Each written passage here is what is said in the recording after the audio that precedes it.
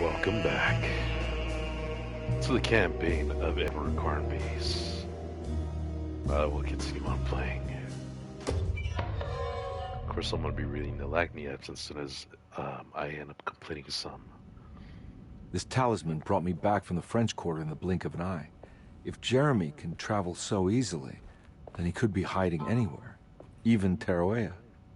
If he can do it, so can I. I just need to figure out how the talisman works.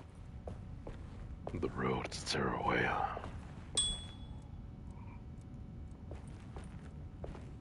Baltisa's key.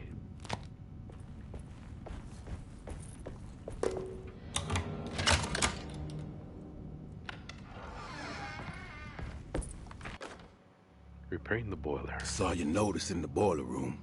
You should know Mr. Chance won't be coming back. I got no business being in there myself, but you can take a valve from the wine cellar if you want to try to stop the steam pouring out. Be careful.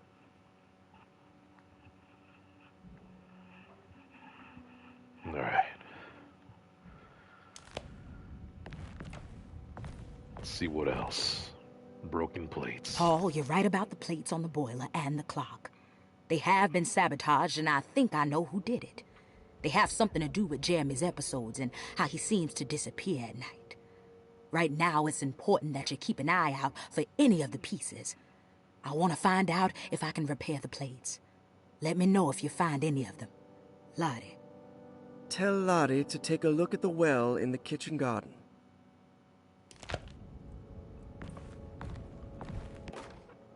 Staff and Patients Directory. Dr. Elmore Lee Gray is Ch2's chief doctor. Accounting and all administrative work is handled by me, Paul Waits. Magdalena Thompson, or Mags, is responsible for the household. Jean-Baptiste and Charlotte Tabois are responsible for keeping the guests' medical regimens in check. Finally, Jack Chance is our gardener, who can occasionally be seen in the conservatory, but is for the most part busy outside.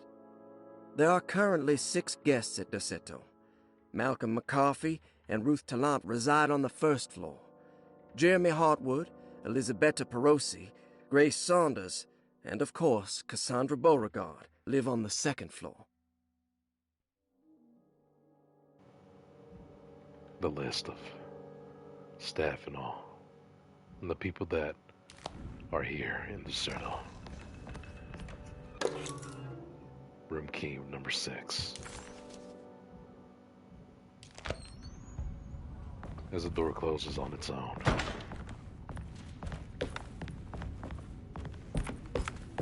What else? I need the key.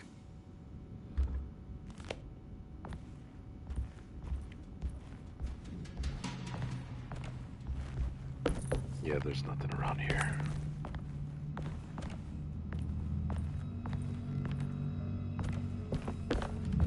There's no way I can get into this thing.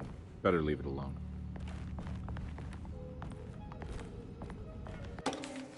Patient files.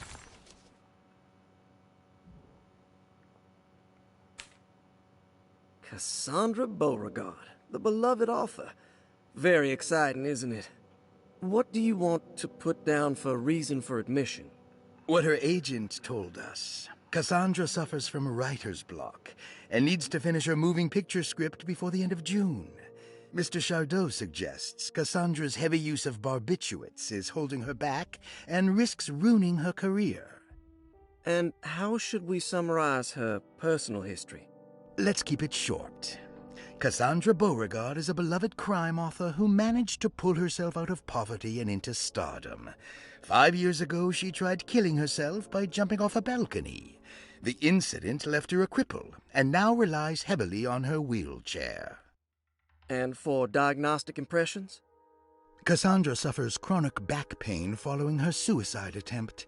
She self-administers morphine to keep herself ambulant, but has become addicted, and the desired effect is now lost. The drug abuse clouds her mind, and she is unable to focus on real life. To save herself from this insight, she instead makes up stories to fill out the gaps in her own thought process, resembling the Korsakoff syndrome. Oh, bravo, Doctor. How will you treat her? First of all, she needs to be weaned from her drug addiction, and hopefully it will resolve her compulsive lying. Then look into permanently numbing her pain in her back through surgery. Finally, deal with her suicidal thoughts. Fantastic. With such a short time before June, I really hope she gets better soon. We will do what we can.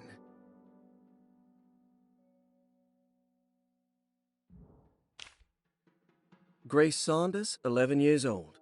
Reason for admission? The mother insists on strict supervision by a proper gentleman to avoid further perversion of Grace's adolescence. Personal history? Grace's family possesses modest wealth and status. Her childhood seems ordinary, spending most of her time with private teachers and family friends. Grace's father recently passed away, leaving her mother the sole caregiver. And diagnostic impressions? Grace has trouble dealing with her father's death. She is willingly suppressing her feelings on the matter and isn't properly acknowledging the trauma she suffered. Any planned treatment? Grace needs nothing out of the ordinary. She simply needs parental guidance. Eventually, we can work on her feelings toward her father. Thank you, Doctor. I'll finish the paperwork and get her installed. Malcolm McCarthy, 54 years of age. Reason for admission? McCarthy admitted himself to Ch2, stating simply that he needs some damn rest. And personal history? McCarthy claims he used to work as a lawyer in Baton Rouge, but says he can't go into details because of some legal dispute.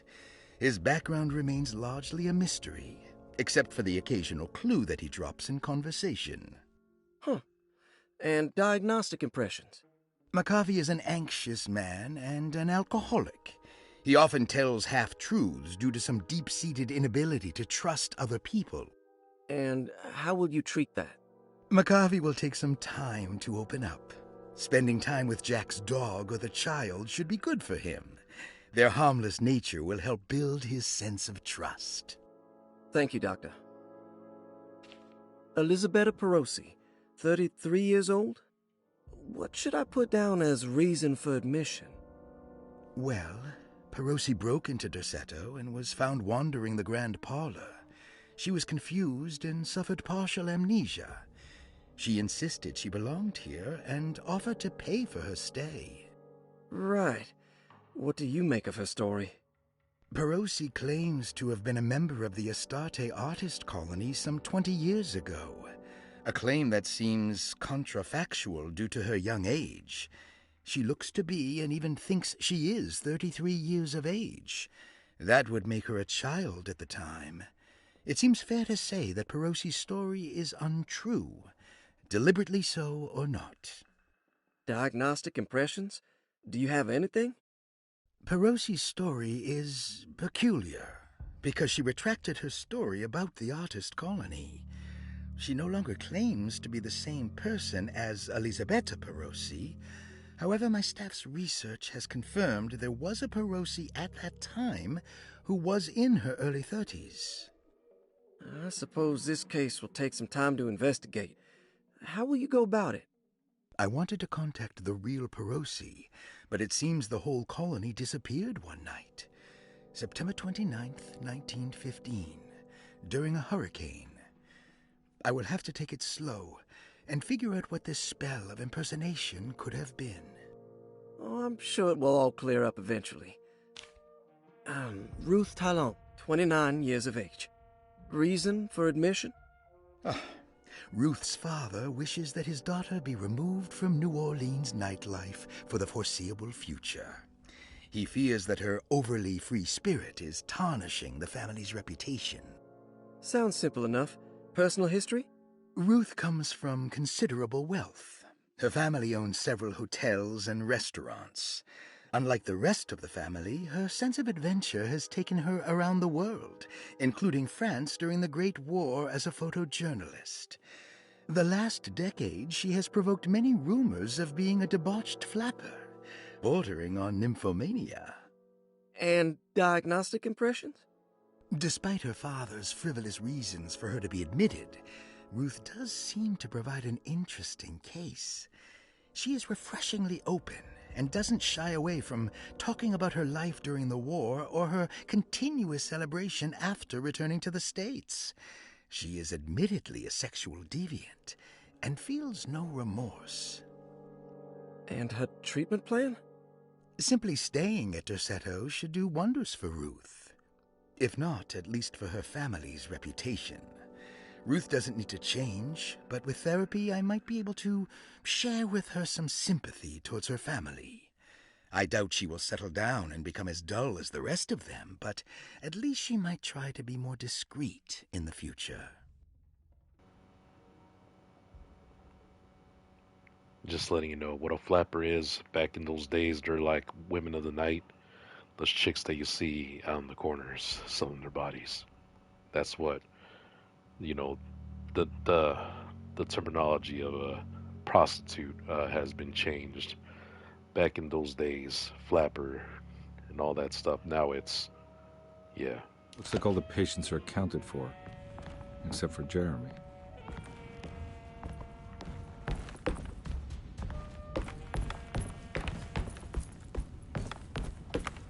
All right, let's see. I need the key. Dr. Gray's office is just right around the corner.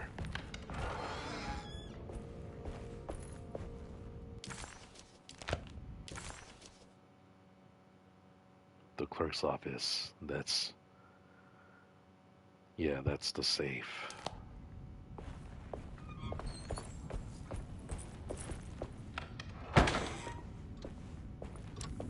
Anything else like the apps?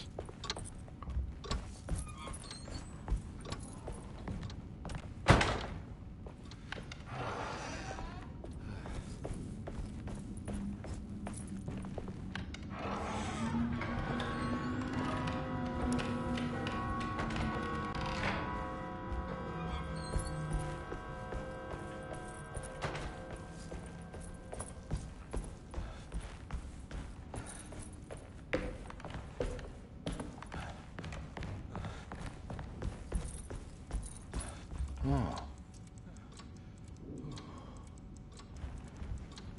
That's about it, huh? These are the monsters that attack. It's stained. Looks like some kind of rot. This must be the clock that Jeremy wrote about in the commonplace book. The clock that Jeremy wrote.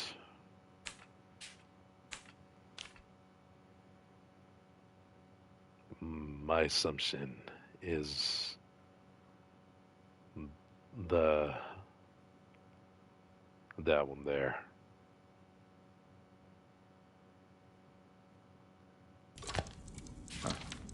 Looks like the plate that held the talisman in the seance room.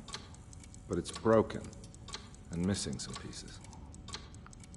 In order to go further, I need those plates.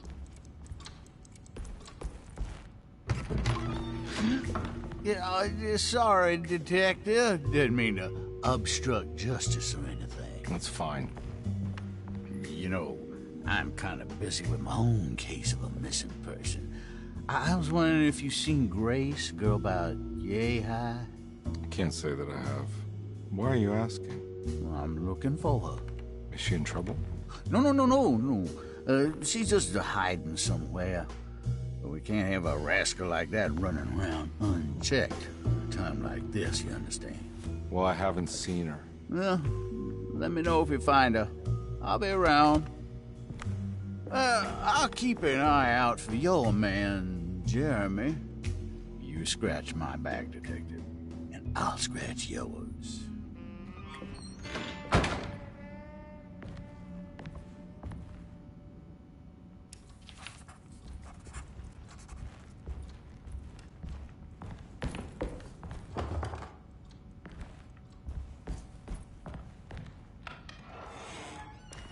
Looks like everything's back to normal here.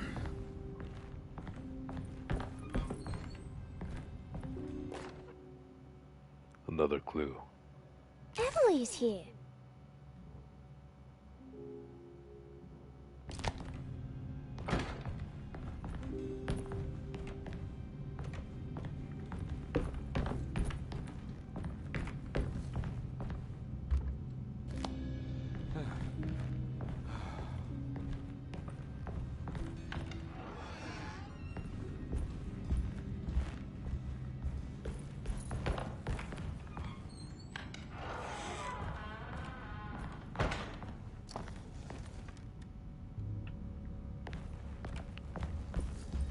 isn't really that much Lagnius around this area.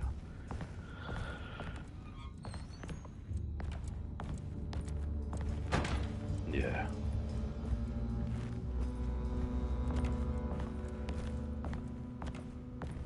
There's a mirror.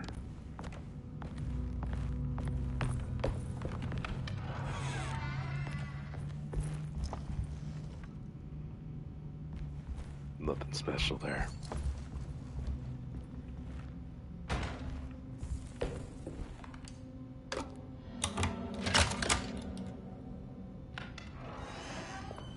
Huh. How eccentric. I did it! I crossed the thresholds to my intended destination without a focusing device. My talisman now knows these roads, and I have no need for the plates. I can find my way to Lafayette as easy as I find my own room. I visited the grave of my father and seen the oven waiting for me. Thank you for opening these doors. I now must summon my courage and go back to that hateful mound outside the oil rig. I hope you'll be feeling better when I return. Jeremy. What are these symbols? Looks like alchemy or star constellations.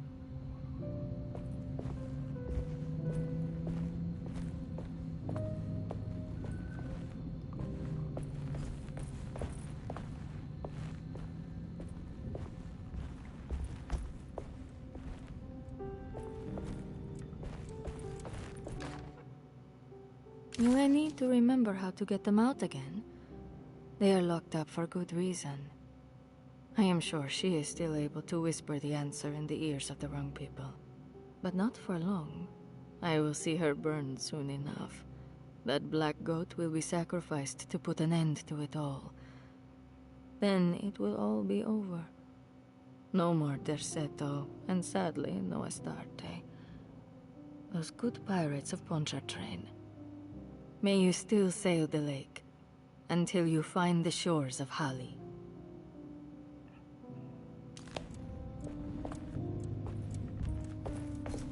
I saw this before not that long ago.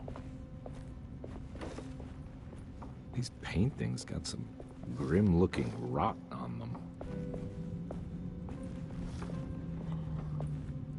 Guess we gotta look for the rot.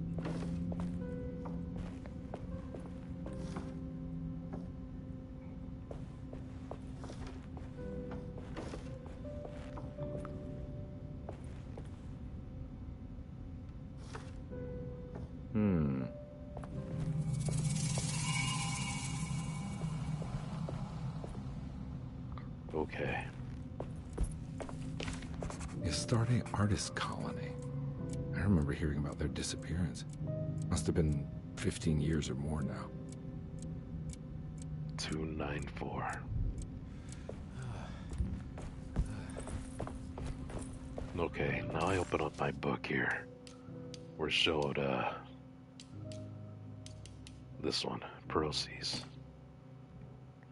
So 1, 2 is Pisces, Gemini,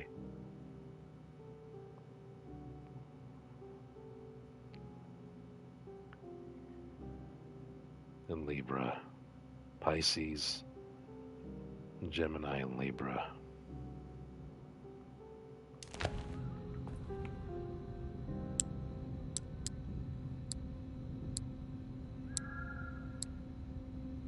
Crap, I forgot which was Pisces again.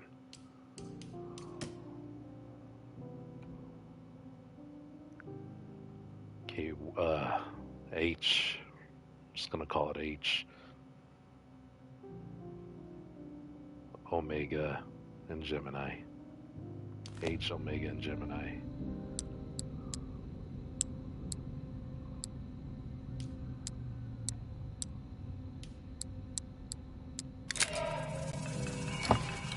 Got it. A broken plate.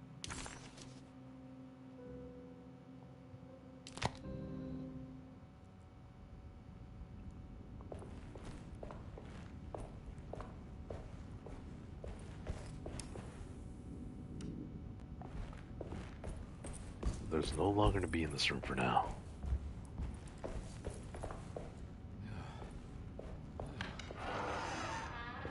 Huh? Damn.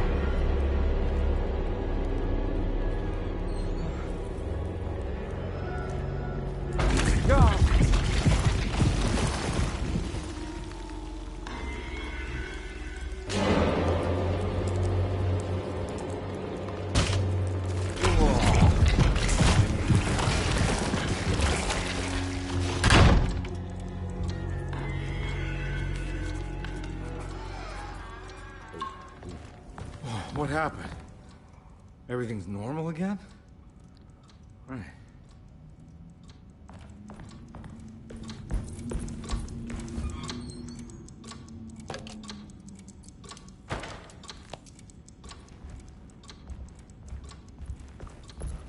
I need the key.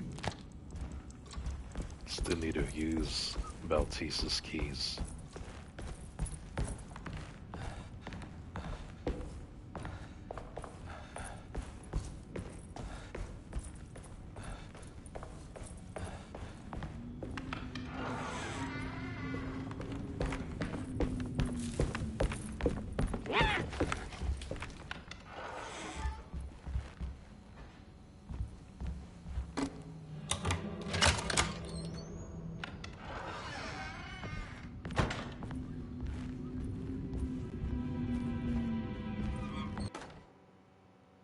Lost plantations of Louisiana. Lost Plantations of Louisiana, Thierry Briclot, 1917.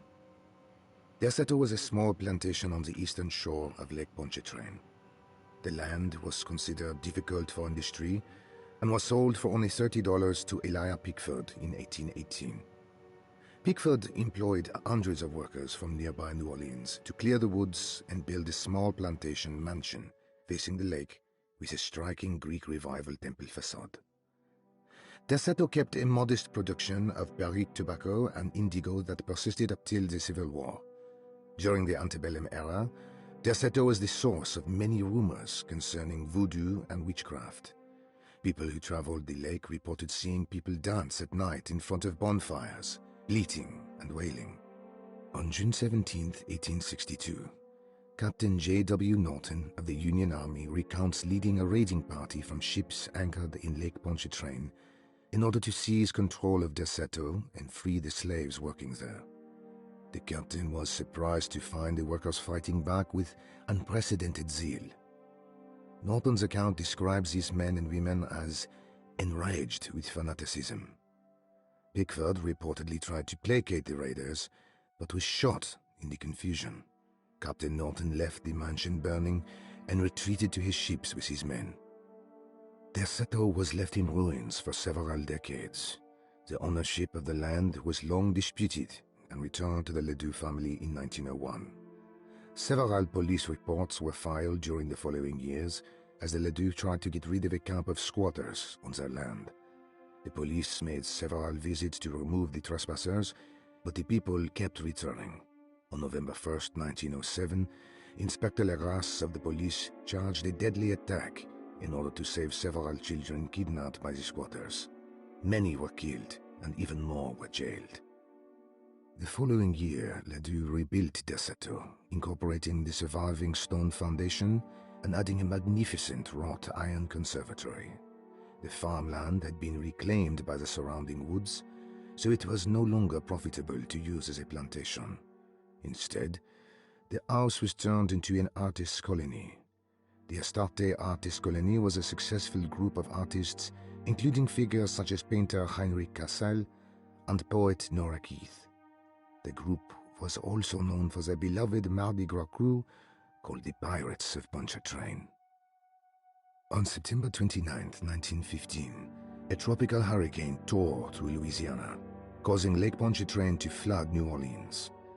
Due to the remote location of Derceto, it took almost 2 weeks for outsiders to learn that the artist's colony was abandoned. The 12 residing artists had all vanished without a trace. The empty mansion of Derceto still stands on the shore of Lake Pontchartrain, with much of its temple facade intact.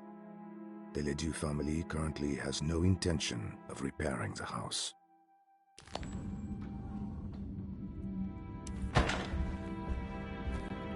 Normally at this moment, Ruth would be here, enjoying her drinks. Her diary would be right here as well.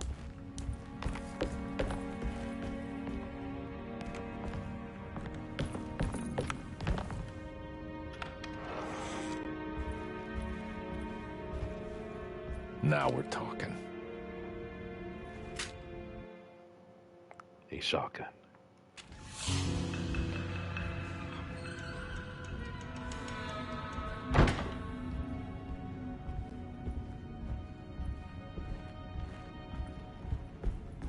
There's a wedge.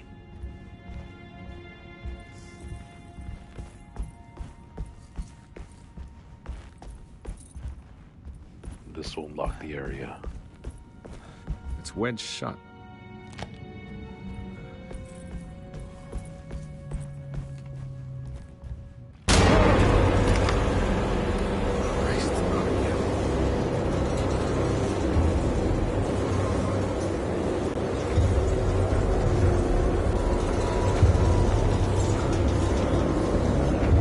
Yeah, there's really anything.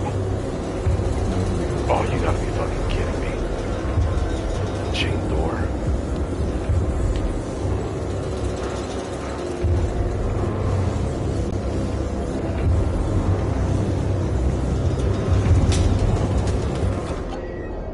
Bolt cutters.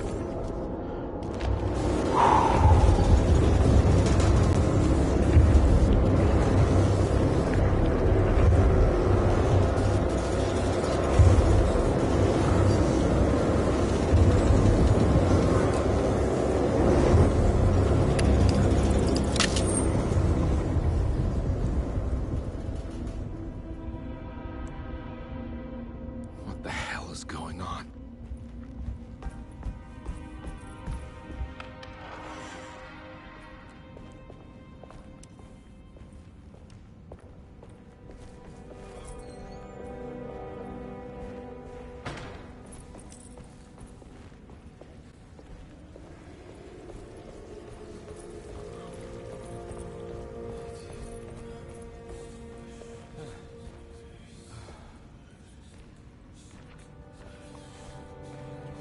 The tree speaks. My assumption is probably the lagniaps that I have.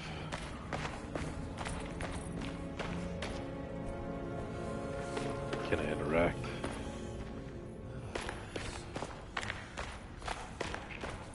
Doesn't look like I can.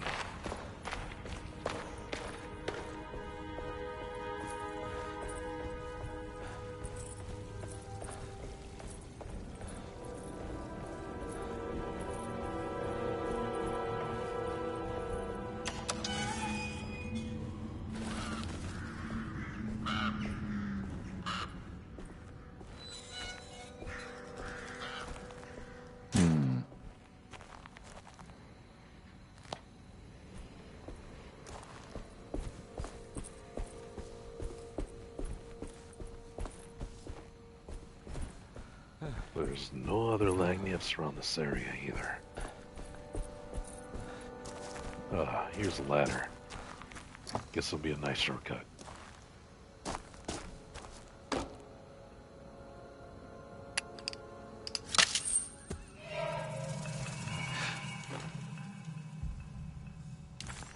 Got it. There's nothing else in there.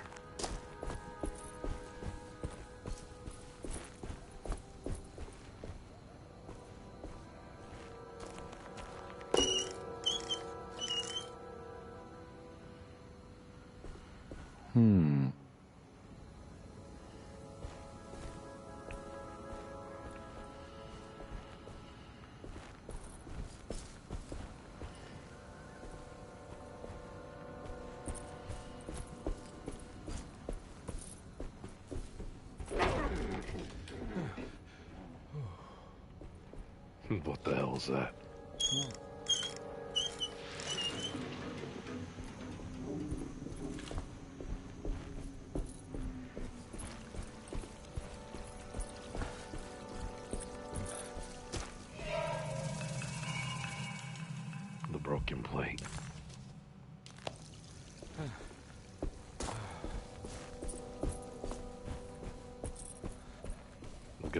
have to double check what's around this area as well. If this is what's going to be leading to the boiler room, never mind.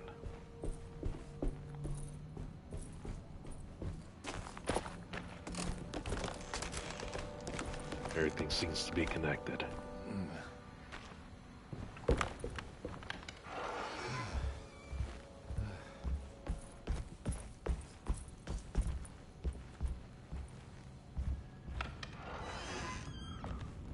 Anything else that I'm missing here? Nothing. Okay. We've been through this area.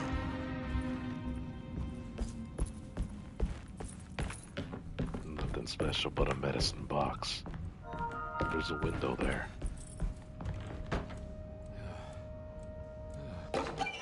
Nurse's watch. A Lagniappe. This is a Lagniappe of the Thousand Young.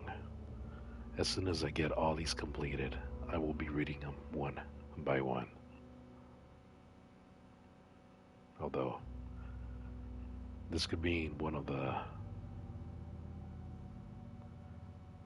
You know what, I'll just say it anyway. Asleep with anesthetized mind. Jeremy filtered these words from the Ch2. Gangrenous ground. Ever the praises and abundance to the black gold of the woods. Hear us, Mother, and take pity on us. Accept our sacrifice and judge our worth. I have no idea what that says. Shove.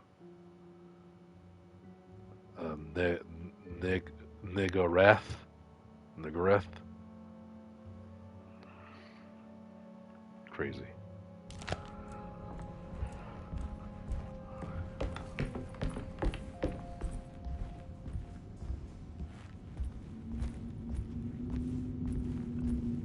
Any more Lagniappes around this area? Dang. This doesn't look nice.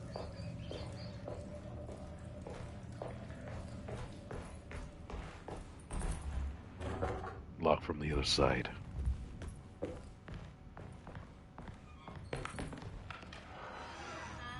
This is where the boiler room is at.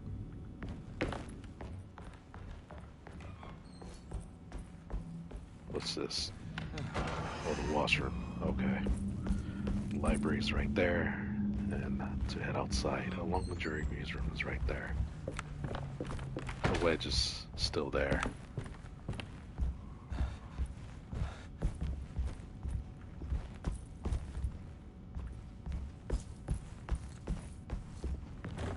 Okay.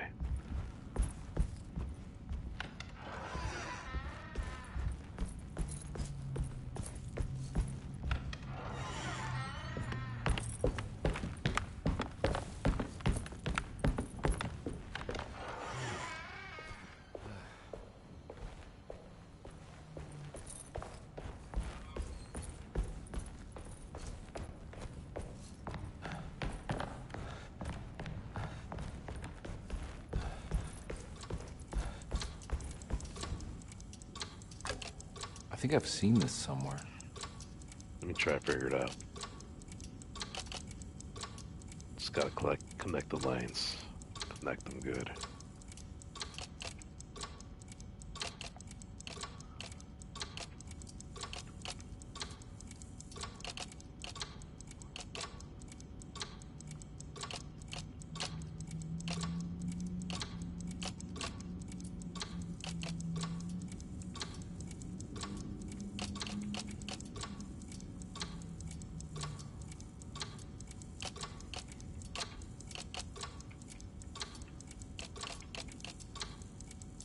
There was something in the commonplace book about this.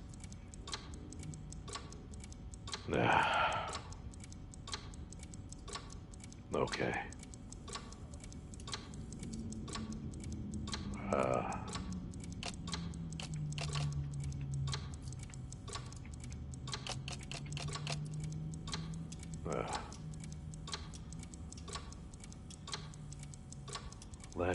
Lagniappes.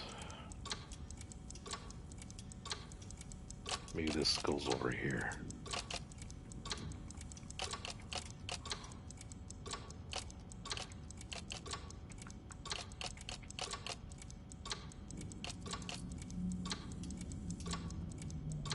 Okay, the common place, I guess. Let's see what kind of...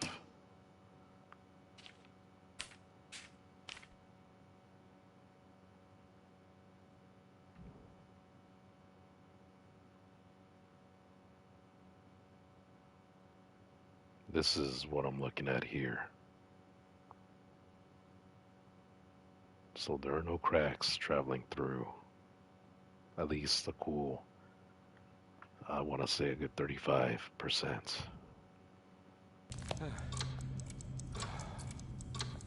This is about a cool 35%.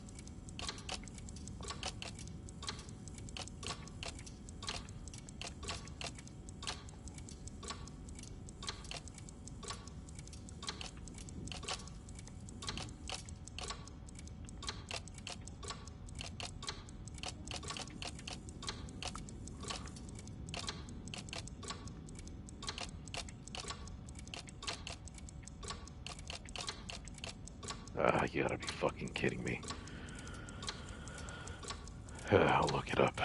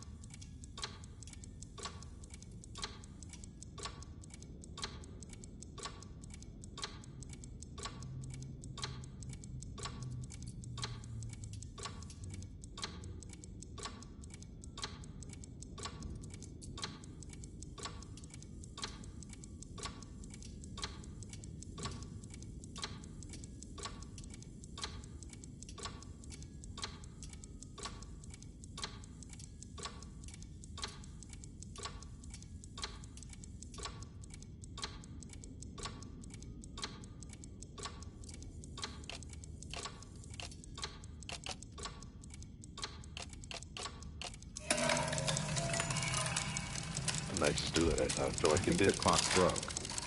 Or maybe it just stopped at a very precise place.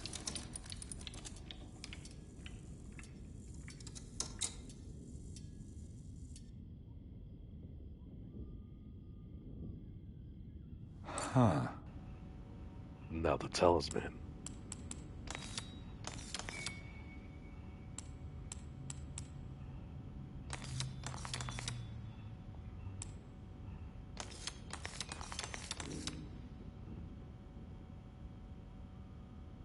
There's a picture in the black glass. It's showing me something. The It's the hallways. hallway outside Jeremy's room.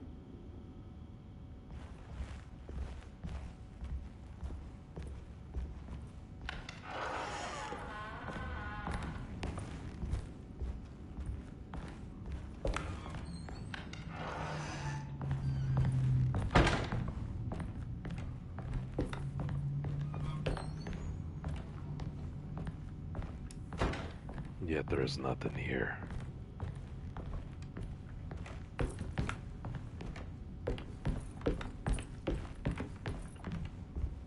Yeah, there is no trunk. I mean, key for the trunk.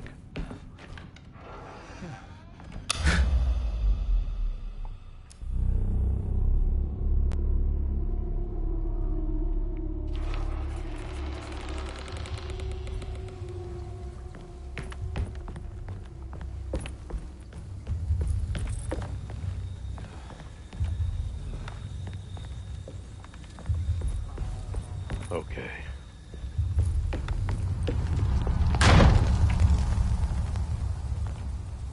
Huh. I made it. I entered another one of Jeremy's memories.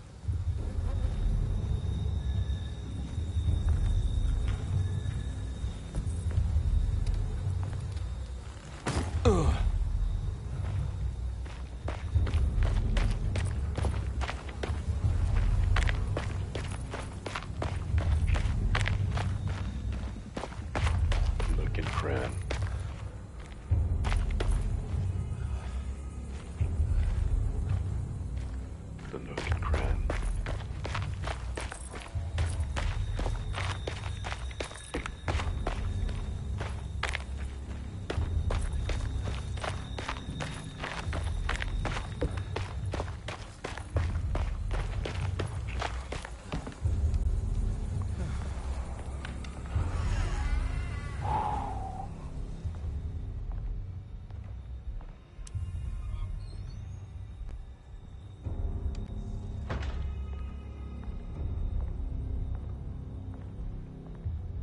Nothing special around here.